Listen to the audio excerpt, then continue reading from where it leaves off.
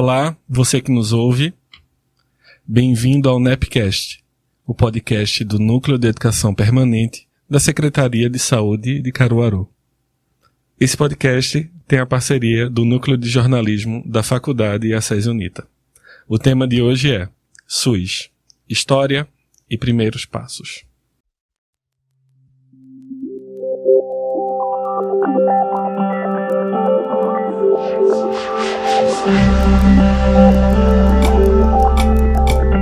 E no programa de hoje temos as presenças ilustres de Ednei de Almeida, que é assistente social especializada em saúde pública e é auditora na Secretaria de Saúde de Caruaru, e Ana Lúcia de França Barros, que é assistente social, bacharel em Direito, especializada em saúde pública e auditora da Secretaria de Saúde de Caruaru.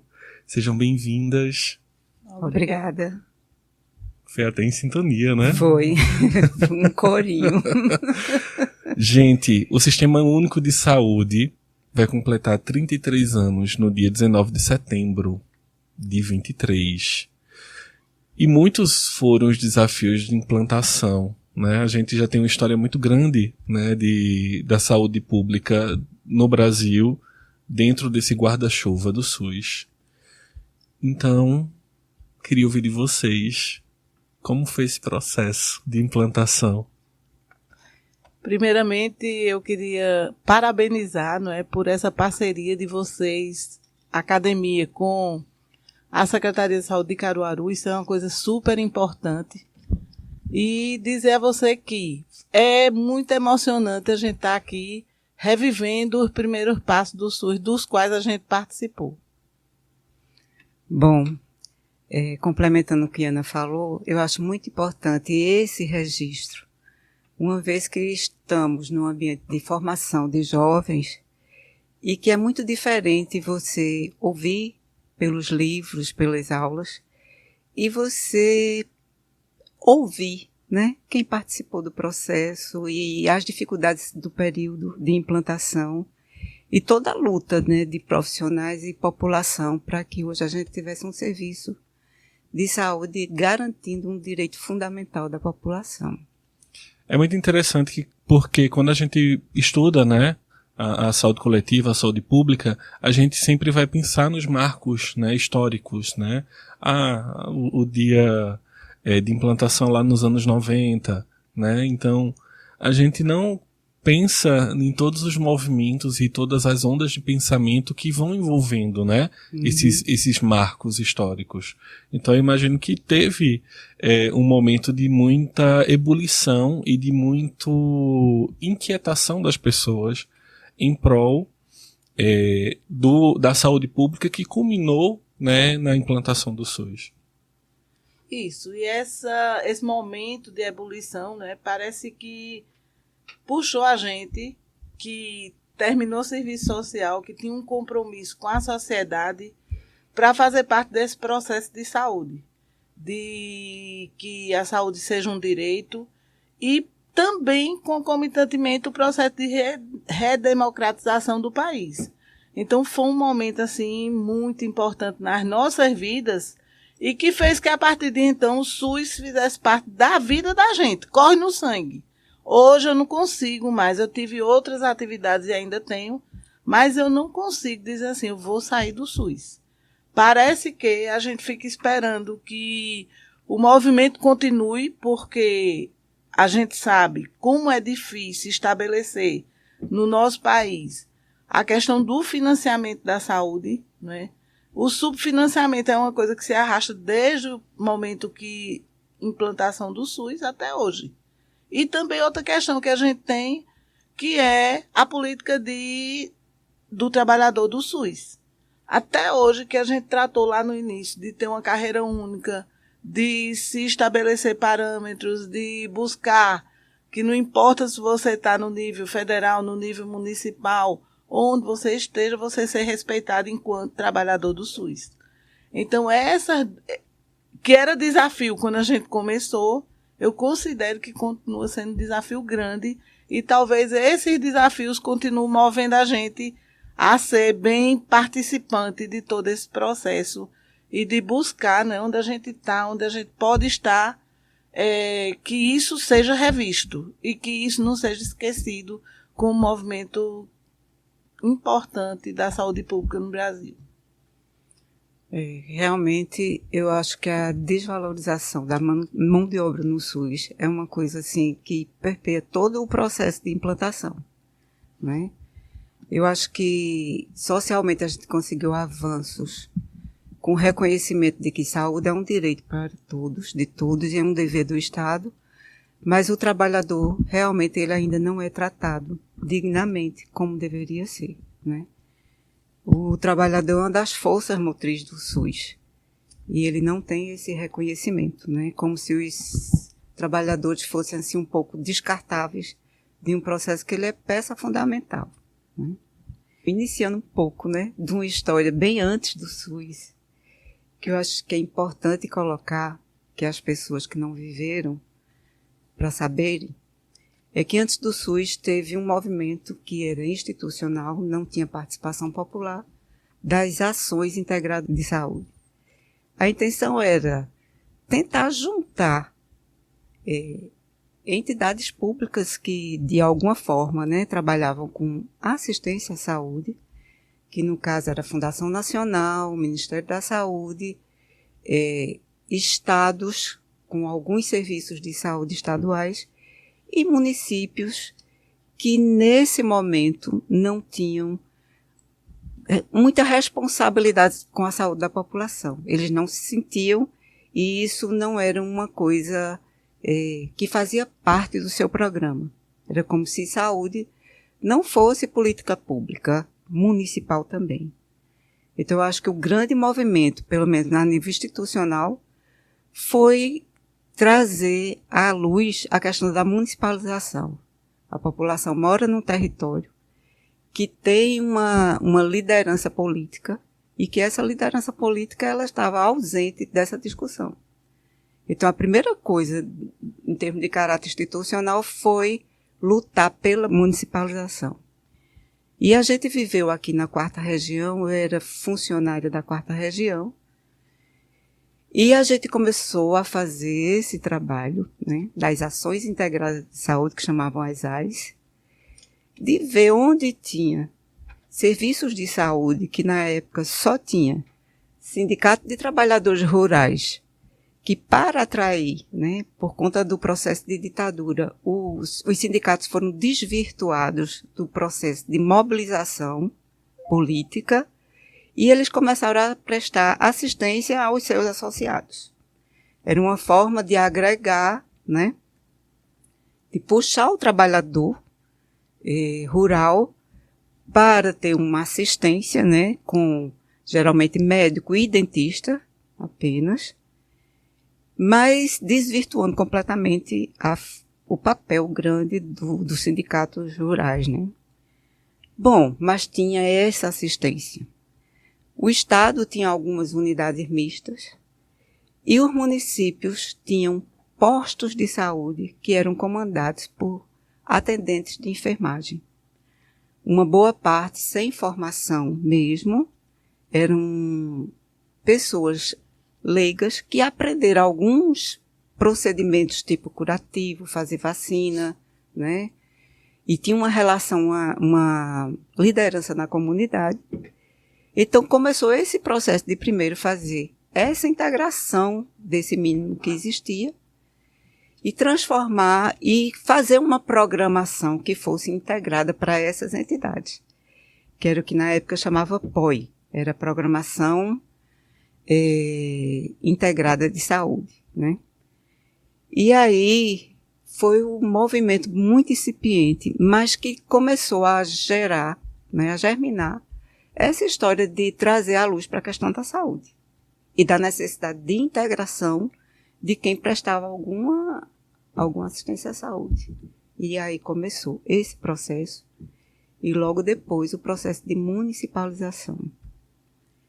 O estado de Pernambuco, ele tinha algumas unidades mistas, como eu falei, e em Pernambuco houve o primeiro município a municipalizar toda a rede, que era, no caso, a unidade mista, né, foi Brejo da Madre Deus.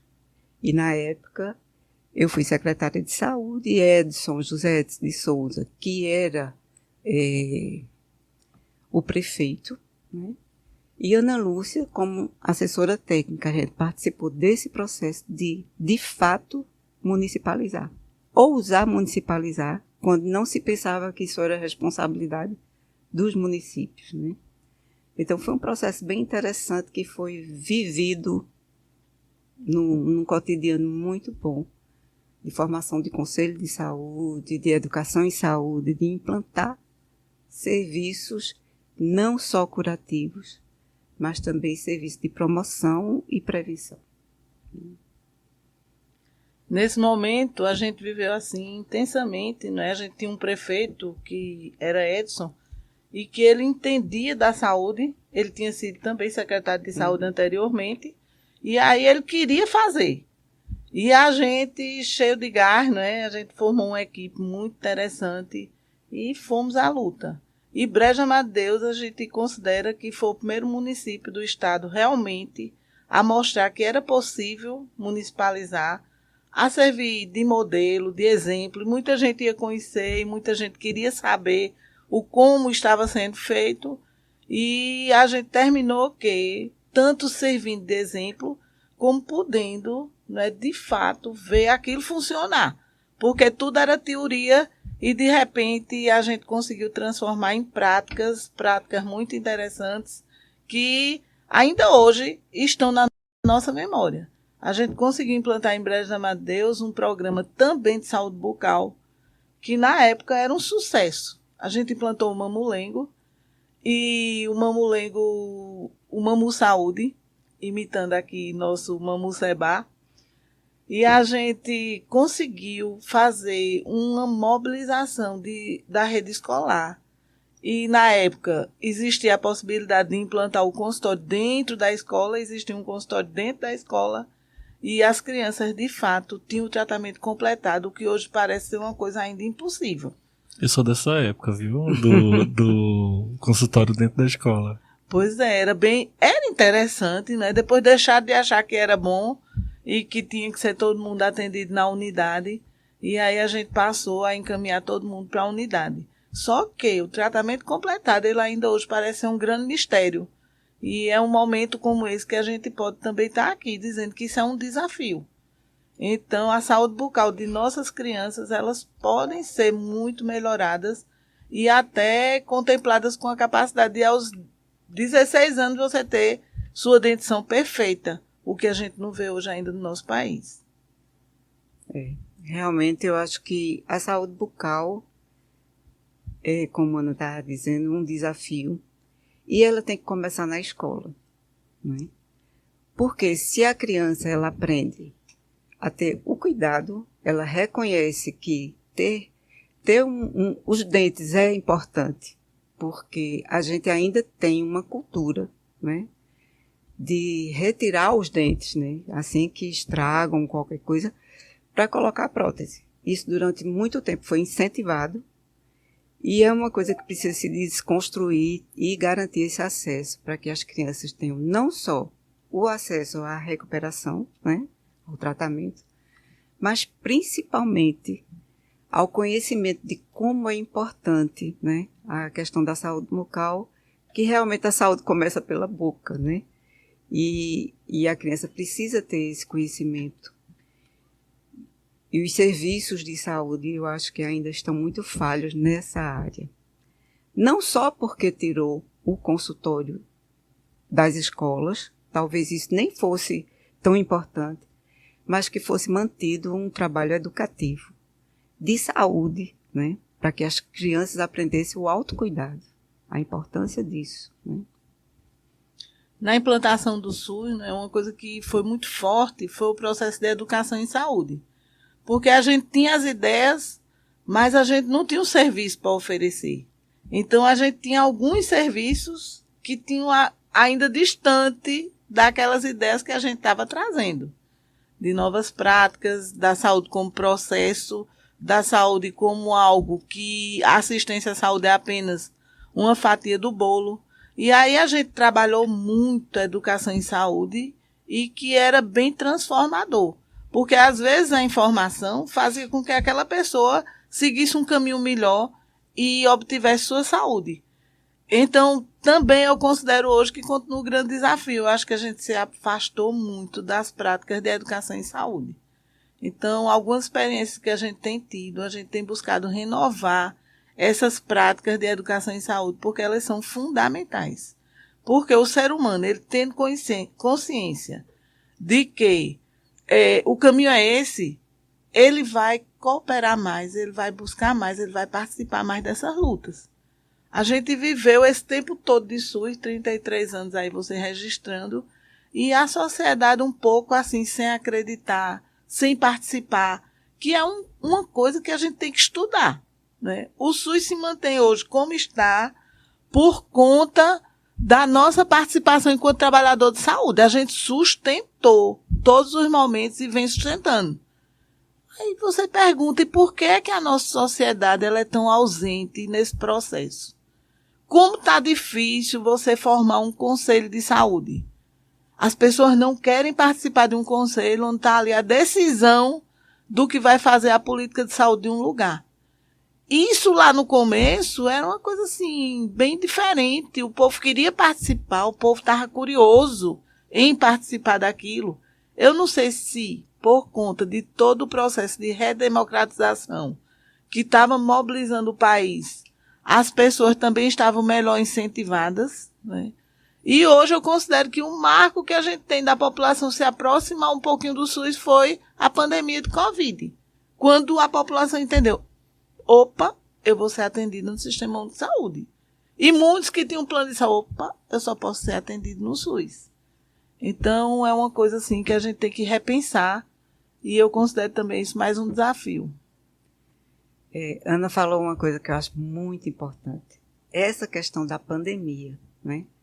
A gente, como trabalhador de saúde, lutou tanto para divulgar, para envolver, né, as pessoas. E tantas pessoas trabalham nisso até hoje.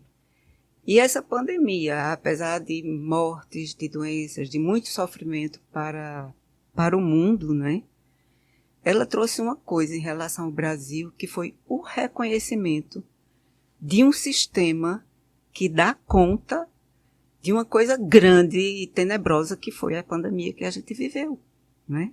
E deu conta. Não deu conta como deveria e poderia, por conta de uma condução incorreta, né, do governo federal, né, que negou vacina, que demorou a responder, porque se naquele momento a gente tivesse quem, de fato, entendesse de SUS e o que tinha na mão, certo, para combater isso e morrer menos pessoas, a gente teria um outro cenário no Brasil. Mas mesmo assim, apesar de a rede que a gente tem hoje, né, que a saúde está no território, a saúde está junto da população, e apesar desse desgoverno que houve no momento, a gente teve os profissionais e vários gestores e vários municípios e vários estados que levaram à frente e reduziu a perspectiva de a gente ter muito mais morte do que teve, né? Então, assim, e aí as pessoas que achavam que o SUS era só para pobre, né? As pessoas descobriram que o SUS é de todos, né?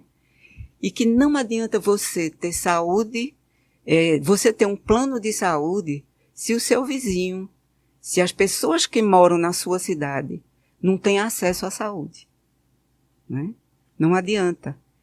E tem que se lutar, independente de plano de saúde, de ter recursos próprios, tem que se lutar e continuar lutando para que os governos investam mais, cada vez mais, no SUS. Porque o SUS não é para pobre, o SUS é para todos. E aí todos têm que se envolver para defender o SUS, para que tenha recursos suficientes, profissionais valorizados e capacitados, né? E uma população definindo as diretrizes através do Conselho Municipal de Saúde, né? Ana colocou aí a desmobilização que a gente vê hoje de conselhos, mas isso é um reflexo também do que a gente vê da participação popular de uma forma geral, né? O povo ainda não descobriu que o poder está na mão dele, né? O poder a gente não pode estar delegando, a gente tem que tomar esse poder em todos os locais que for possível, a gente tem que tomar esse poder para que o serviço público ele funcione para o meu benefício enquanto população, para o meu filho, para os meus netos, para todos. Esse é o sistema que a gente tem que brigar.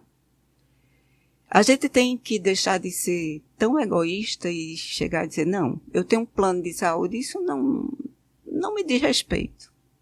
A pandemia trouxe isso. O SUS diz respeito a todos. Porque prevenção, educação, vacinação é SUS, não é? É SUS. E desse SUS todos precisam. E devem lutar para que ele funcione para todos, com financiamento adequado. As coisas, né, elas têm que começar a acontecer de baixo. Então, a gente queria também, nesse momento, fazer uma provocação. Por que não repensar a questão do processo de educação em saúde nos nossos trabalhos? Não requer dinheiro nenhum, né? E aí a gente pode tentar esse movimento de envolvimento das pessoas, de busca dessas pessoas por participar da construção do SUS, tão necessária que a gente está vivendo hoje. A gente viveu momentos assim ameaçadores que a gente ficou realmente apavorada, né? Será que o SUS agora vai se destruir total? E aí a gente continuou, e eu costumo dizer que é mais um marco, né, do trabalhador de saúde que não se deixou morrer nesse momento. E continuou lá, sendo uma grande referência na pandemia, uma grande referência nesse governo antidemocrático que a gente vivenciou, e suportando esse processo que o trabalhador vem vivendo desde a formação do SUS, de ter um emprego hoje e amanhã não tê-lo mais. Sendo você bom ou mau trabalhador, não importa.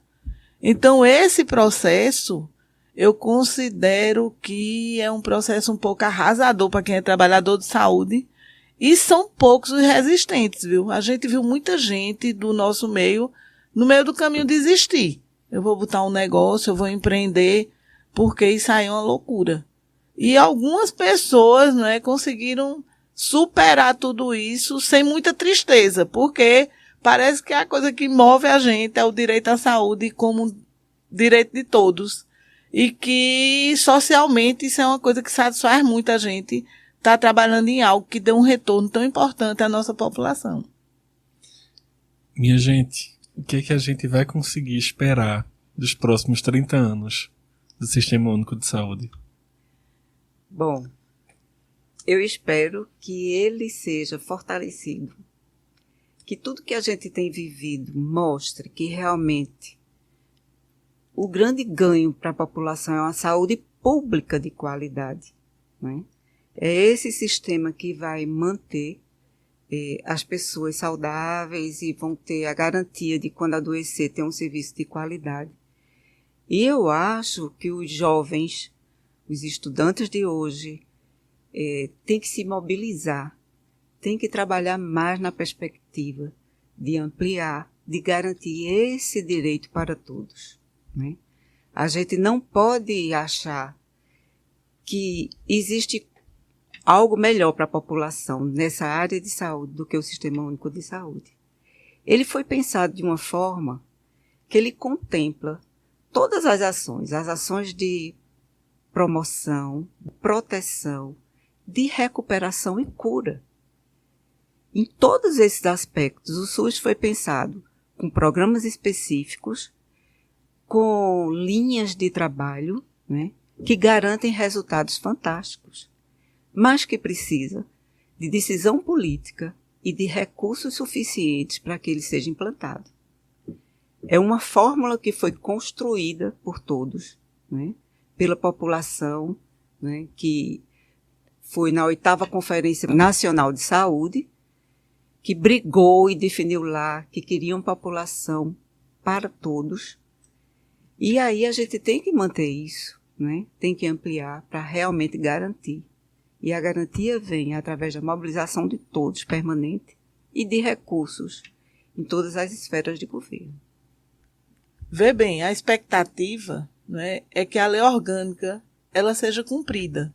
É uma lei que, se a gente for fazer uma leitura dela hoje, você concebe que ela está totalmente atualizada. É tudo que a gente ainda precisa fazer. E não importa crescer muito no acesso a medicamentos, no acesso aos procedimentos tecnológicos, se a gente não conseguir fazer com que exista realmente uma prevenção e uma promoção da saúde. Então, se a gente consegue, e aí, fazer com que a nossa atenção primária, ela resolva entre 80% e 90% dos nossos problemas de saúde, a nossa atenção especializada ela é bem redutível. E o nosso custo de manter o sistema também ele poderá cair. O que é que tem acontecido? A gente, apesar de ter a capilaridade que a gente tem com as nossas unidades básicas de saúde, nelas não estão acontecendo, de fato, a resolutividade esperada. Então, o que eu espero nos próximos anos é que a gente consiga realmente fazer promoção e prevenção e educação em saúde como a estrutura, como o alicerce da nossa saúde pública. Infelizmente, muito infelizmente, a gente vai dando encerramento a essa conversa maravilhosa, que eu espero que a gente consiga continuar em outro momento. Espero muito que vocês, que tão bem receberam esse chamado, retornem ao Nepcast para poder falar um pouquinho mais sobre a maravilhosidade que foi, né, e essas histórias incríveis que com certeza vocês têm sobre a implantação do SUS.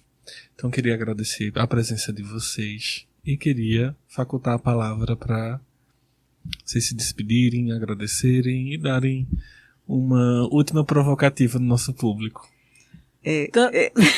Agora vamos falar em coro. Bom, primeiro eu queria ressaltar assim, a importância desse momento e essa iniciativa da Secretaria de Saúde, né? Eu achei muito interessante, acho muito legal. E segundo, dizer que a gente está aqui à disposição, né, para contribuir, não só com informação, mas com o trabalho pelo SUS que a gente vem mantendo até hoje, né? E dizer do prazer que foi estar aqui e poder passar, né, essa experiência que a gente teve e que as novas gerações ainda não tiveram oportunidade de conviver com pessoas que estavam desde o início do processo. Então, parabéns a vocês por essa iniciativa. A gentileza, né, do convite, a gentileza de receber a gente aqui hoje, é isso que a gente quer da vida, é isso que a gente quer do SUS. Então, na hora que a gente receber cada usuário dentro dos nossos serviços, como a gente está sendo recebido aqui hoje, eu acho que isso é a máxima do nosso trabalho, da nossa vida. Então, eu quero agradecer demais e dizer, não é, enfatizar que a academia tem que estar junto do serviço e que isso não tem sido fácil também. Caruaru, a gente tem vivido experiências maravilhosas com isso, tanto é que esse momento aqui é fruto desse processo de integração, academia e serviço. Então, parabéns, agradecer o convite, agradecer essa oportunidade e dizer que a gente sempre vai estar à disposição. Enquanto a gente lembrar, tem muitos causos a contar. Muito obrigada e um beijo no coração de todo mundo. Maravilha. Agradecendo a presença de vocês e agradecendo ao público que nos vê e nos ouve. Não se esqueçam de nos acompanhar nos próximos episódios dessa nova temporada e nos acompanhar nas redes sociais, no @nepcaruaru e no @prefcaruaru. Muito obrigado pela presença e até a próxima.